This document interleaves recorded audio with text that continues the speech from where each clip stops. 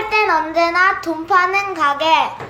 안녕하세요. 돈 파는 가게 대표사원 김강주입니다. 설마 하던 일이 마침내 터졌습니다. 해외에서 하나, 국내에서 하나인데요. 해외에서 터진 사건은 우리가 알고 있는 것처럼 지난 3일 미국이 이란 군의 최고 실세로 알려져 있죠. 거셈 솔레이마니 이란 혁명 수비대의 쿠드스군 총사령관입니다. 드론으로 사살했다는 내용인데요. 자, 국내에서 제가 터질 것이 터졌다라고 말씀드리는 것은 바로 프루덴셜 생명보험의 본격적인 매각입니다. 자, 이 프루덴셜 생명보험은 국내 모든 손해보험, 생명보험회사를 통틀어 가장 우량한 미국계 기업입니다. 자, 그렇다면 이 미국계 프루덴셜 생명은 왜 매각을 결정했을까요? 자, 오늘 두 가지 터질 것이 터진 이 국내외 두 가지 사건을 우리가 어떻게 대처해야 되고 또 어떻게 바라봐야 하는지 지금부터 시작합니다. 첫 번째 사건은 미국이 이란 군 최고 실세를 사살했다는 내용입니다. 자, 게임 체인저가 나타났다. 월가에서는 이렇게 표현했는데요. 이 게임 체인저라고 하는 것은 게임의 판도를 바꾸는 거죠. 즉 시장의 판도를 뒤엎어버리는 인물이나 제품, 사건 등을 뜻합니다. 이 미국의 월가에서는 미국과 이란의 전쟁 가능성. 자, 이번에 미국이 이란의 최고 실세를 사살한 것, 이거 정말 엄청난 이야기입니다. 다른 나라의 최고 사령관을 사살했다. 특히나 미국과 이란 지금 계속 신경전 계속 지속되고 있습니다. 첨예하게 갈등 국면에 있는 상대국의 최고 사령관 군 실세를 사살했다. 이거 엄청난 이야기죠. 자, 그래서 월가는 미국과 이란의 전쟁 가능성을 당분간 세계 정시를 지배할 수 있는 게임 체인저다. 자, 이렇게 지목했습니다. 자, 구체적으로 보면 이렇습니다. 지난 현재 시간 3일이죠. 미국은 이란군 최고 실세 거셈 솔레이마니 쿠드스군 총사령관을 드론으로 사살했습니다. 자, 이 거셈 솔레이마니는 한마디로 우리 한국으로 적용해보면 이순신 장군입니다. 이란의 롬멜이라고 알려져 있는데요. 이 전쟁 영웅 솔레이마니 총사령관을 이 솔레이마니 총사령관은 쿠드스군 이란군의 최정예로 손꼽힙니다. 또 이 쿠드스군을 지휘하면서 시리아 내전 그리고 이슬람 국가 우리가 이제 IS로 알려져 있죠. 이 격퇴하는 이런 등등의 많은 전쟁에서 숱한 전가를 올린 인물입니다. 아까 말씀드렸듯이 그냥 한국이라고 하면 이순신 장군 떠올리면 쉽습니다. 자, 그 사람을 미국이 제거한 거죠. 그것도 그냥 사살해버린 겁니다. 드론을 이용해서. 자, 지금 이제 미국과 이란은 이제 핵 무기 프로그램 때문에 계속 신경전을 벌이고 있었죠. 그런데 이 신경전이 지금까지는 전혀 차원이 다른 이 사태로 이르렀습니다. 굉장히 의미가 큽니다. 그렇겠죠? 다른 나라의 군 최고 사령관을 사살했습니다. 더구나 지금 아슬아슬하게 설마하게 계속 신경전이 계속 이제 격화되고 있는 이 상대국의 사령관을 사살했습니다. 자, 그렇다면 트럼프는 왜 이런 짓을 했을까요? 알다시피 지금 미국의 트럼프는 이제 본격적인 대선 국면에 접어들었습니다. 현직 대통령이라는 거죠. 선거에서 이겨야 하는 현직 대통령의 프리미엄은 정말 숱하게 많습니다. 그 중에서 이번 사태처럼 자유롭게 쓸 수 있는 광범위한 카드 여러 개가 있는데 이번에 이제 이란 군 총사령관을 사살한 것 나름대로 트럼프가 계산이 없겠습니까? 나름대로 계산을 가지고 했겠죠. 자, 이 이야기는 이따가 다시 또 좀 나누어보고요. 결과를 보면 지난 밤 뉴욕 증시 3대 지수 일제히 급락했습니다. 다우 존스 산업 평균 지수는 지난 한 달간을 따질 때 최대 가장 크게 하락했습니다. 전날보다 0.81% 하락했고요. 이 대형주 위주 S&P 500 지수로 알려져 있는 이 대형주 위주의 S&P 500 지수도 0.71% 내렸습니다. 우리가 기술주 중심 나스닥도 말할 것도 없습니다. 0.79% 하락했는데요. 그런데 여기서 우리가 또 생각해봐야 할 것이 있습니다.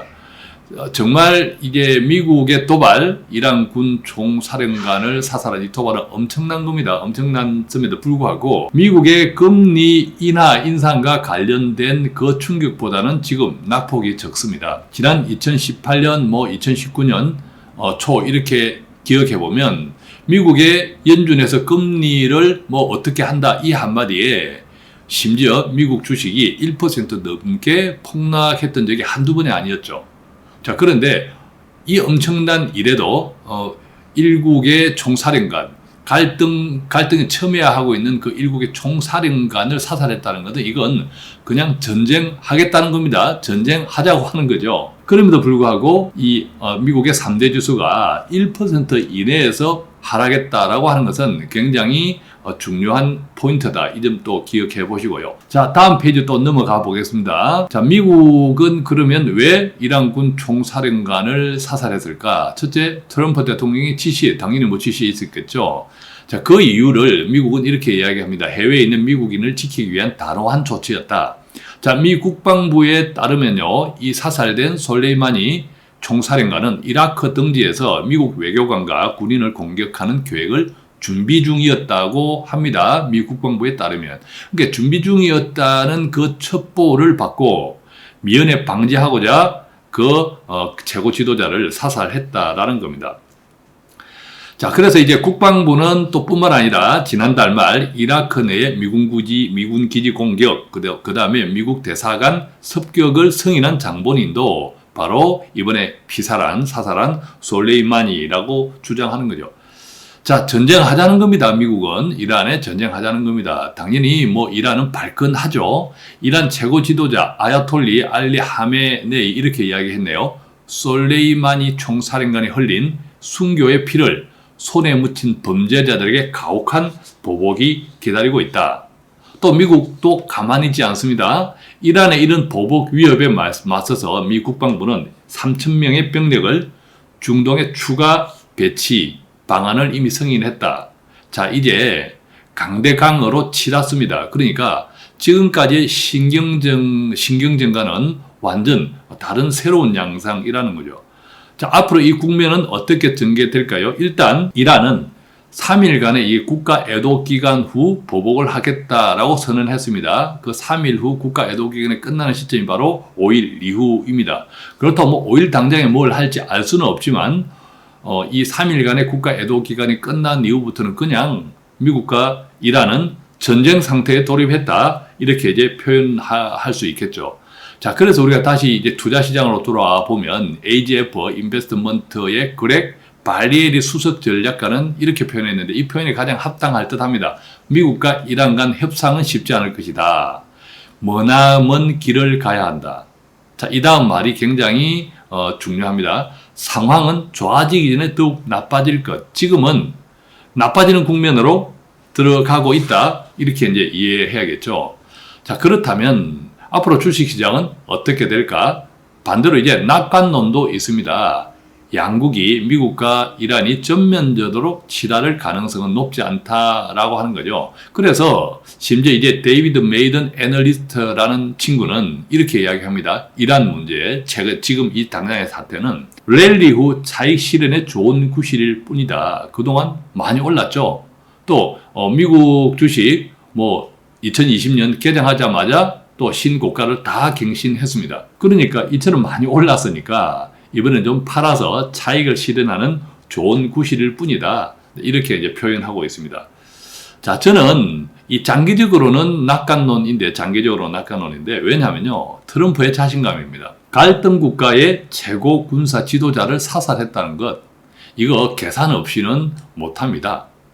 전면전을 하더라도 이란의 그건 선택이겠죠. 또 그렇지 않더라도 결국은 최고로 악화되는 갈등 국면을 지나야겠지만 다시 트럼프가 원하는 대로 돌아올 것이다 라는 트럼프의 자신감인데, 또한 이게 미국의 자신감이기도 하죠. 또 따지고 보면 역사상 이제 아랍과의 전쟁 갈등에서 미국이 진 적은 없습니다. 그죠? 어떤 의미에서 이번에 이런 큰 엄청난 일을 저질러 놓고 한 3,000명 정도 추가 배치 승인됐다. 어떤 의미에서는요, 상당하게 군사 대국으로서의 미국 그 자신감을 표현한 것일 수도 있다는 거죠. 자, 그래서 그렇다면 당장 우리가 이 주식 투자 시장 어떻게 다행이라고 해야 될지, 한국 주시장은 오늘 내일 쉽니다. 이제 월요일 날 어떤 영향을 미칠지 또 한 하루 이틀 사이에 진행 과정을 봐야겠지만 크게 달라지지는 않을 것 같습니다. 이 이란과 미국의 진행 과정이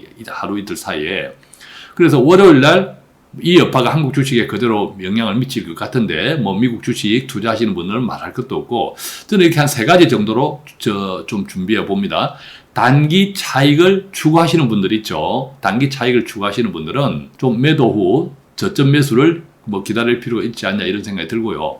중기 차익 매수, 최소한 몇 개월 뒤, 한 몇 개월 정도로 움직이시는 이런 분들은 조정 시 매도 후 저점 매수 바로 이제 팔기보다는 또 이제 이란과 미국의 이 사태 여하에 따라서 다시 반등할 수도 있겠죠. 그래서 조정 시 매도 후 저점 매수. 자, 이렇게 좀 의견을 드리고 싶고, 반대로 이제 장기 차익 그런 경우 있잖아요. 우량주 사서 오랫동안 푹 파묻어 두고 싶다. 자, 이런 분들은 그냥 길게 보는 여유, 예를 들면 샀다 팔았다, 또 팔았다 샀다 이런 것에 익숙지 않은 분들은 조금 이제 좀 여유 있게 길게 보는 여유를 가지면 어떨까 싶은 생각이 듭니다. 그래서 이제 다음 주부터 이제 한국 주식시장이 개장이 되는데 다시 이 영향을 그대로 안고 단기 차익이냐 중기 차익이냐에 따라서 한 번은 이제 이런 분들은 결국은 들고 저점 매수를 기다려야 되지 않을까. 아까 이제 그런 이야기 기억하시죠? 상황은 일단 좋아지기 전에 나빠지기 시작할 것이다. 지금 이제 나빠지는 국면이다. 이런 점을 좀 기억하면 좋겠습니다. 자, 두 번째입니다. 설마 하던 일이 터졌습니다. 프루덴셜, 국내에서 가장 모든 보험회사를 통틀어서 가장 우량 기업인 미국계 프루덴셜 생명을 시장에 내어놓았습니다. 팔려고요. 왜 그랬을까라는 거죠. 우선 구체적으로 한번 볼까요? 이 프루덴셜 생명은 지난 6월 말 기준, 그러니까 2019년 6월 말 기준 자산이요 20조 1638억 원인데, 이 자산 규모로 보면 국내 중간급 정도, 업계 11위입니다. 그런데 당기 순이익은 상반기에만 누적 1050억 원입니다. 그러니까 곱하기 2 하면 2019년 당기 순이익이 2000억 원이라는 거죠. 프루덴셜 생명은 이처럼 굉장히 알짜 회사입니다. 한 중간 정도 레벨의 회사인데 당기 순이익 기준은 거의 상위권이라는 거죠. 굉장히 경영 효율도 높고 또 상품 구성의 효율도 높은 거죠. 판매한 상품. 또 이 프루덴셜 생명은 이 전문인, 특히 의사, 변호사 이런 또 이 자산가 이런 고객들이 상당히 많습니다. 자, 그런 회사가 왜 팔라고 내어놓았을까라는 거죠. 지급 여력 비율도 보겠습니다. 505.1%입니다. 1%입니다. 지급 여력 비율. 이것은 은행의 지급 준비금과 비슷하다고 이해하시면 되죠. 자, 금융감독 당국, 즉 금융감독원에서 권고하는 지급 여력 비율은요 150%입니다. 물론 100%가 그냥 기준치입니다. 기준치인데 금융당국에서는 150%를 권고하는데 프루덴셜 생명은 그 5배, 505라는 거죠. 업계 평균과 비교해도 아주 월등합니다. 업계 평균은 296.1%입니다. 자, 이런 프루덴셜 생명이 왜 매각을 결정했을까라는 거죠. 자, 이 프루덴셜 생명이 매각을 결정하니까 달려드는 우리 국내 금융 기업들 많습니다. KB금융, 우리금융. 자, KB금융은 KB 생명보험이 있습니다. KB 손해보험 회사도 있습니다만 시장에서 그 지배력은 크지 않습니다. 그래서 이 프루덴셜 생명을 이제 인수해서 시장 지배력을 더 키우겠다는 보관이 있는 거고, 우리금융은 이 보험회사가 없습니다. 우리금융 계열에. 그러다 보니까 이번 기회에 좀 이제 가져오겠다 이런 보관이 있을 수 있겠죠. 대형 사모펀드들도 관심을 가집니다. 금액이 아무래도 커야겠죠. 이번에 이제 프루덴셜 생명은 1조가 넘습니다.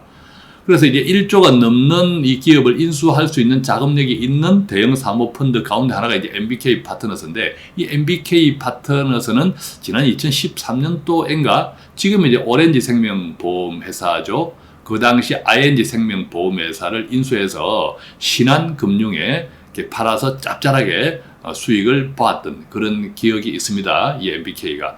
그래서 이 알짜 회사 프루덴셜 생명을 통해서 또 한번 조금 재미를 보겠다, 이런 보관이 있을 수 있죠. 이 프루덴셜 생명은 지금 아까 경영 효율은 말할 것도 없거든요. 더 중요한 거, 그들이 가진 이 프루덴셜 생명의 고객 분포도에서 뭐 의사, 변호사, 전문인, 그 다음에 자산가들이 아주 많기 때문에 상당하게 이 다른 이렇게 뭐 이런 은행이라든지 증권이라든지 이런 쪽과 시너지가 굉장히 큽니다. 그래서 이 KB금융, 우리금융 등등이 관심을 가지는 거죠. 자, 그런데 이 프루덴셜 생명이 왜 매각을 결정했을까요? 단순합니다. 한국에서는 더 이상 지금까지와 같은 이익을 기대하기 힘든 보험시장이다라는 거죠. 제가 한두 차례에 걸쳐서 보험회사 파산에 대한 위험 방송 말씀드렸습니다. 내일 당장, 뭐 올해 당장 파산한다는 뜻이 아니라 이 보험회사의 상품들은 다 장기, 초장기 상품들입니다. 연금, 종신보험, 우리가 뭐 보장성 보험만 하더라도 80세, 90세, 100세 만기, 그렇죠? 만약 그 과정에서 내가 가입한 보험회사가 잘못되면 과거처럼 아무 불이익 없이 다른 보험회사로 그 계약이 인수되는 시절 이제 아닙니다. 이 한국의 모든 보험회사를 통틀어서 초우량 기업이 매각을 결정하고 한국을 떠나는 이런 행편이 지금 한국의 보험 시장이라는 거죠. 자, 반면 정말 비교되는 회사도 있습니다. 바로 KDB생명인데 이 KDB생명의 지주사는 바로 산업은행입니다. KDB생명이 산업은행이 KDB생명을 팔려고 희망하는 가격은 6천억 원입니다. 그런데요, 매수 희망하는 가격은 2천억 원입니다. 무슨 이야기입니까? 이 KDB생명은 아주 또 하위사입니다. 이 하위사들에 대한 이 인수자들이 후려치는 가격. 자, 이것이 지금 시장의 현실이라는 거죠. 그래서 우리가 지금 이제 프루덴셜 생명은 제가 설마 하던 것들이 터졌다라고 표현한 것은 프루덴셜 생명마저 한국을 떠나기로 결정했다. 이거 정말 저는 설마 했죠. 이제 본격적인 인수 희망자들을 이제 제안서들 보내고 있습니다. 주관사에서 말입니다.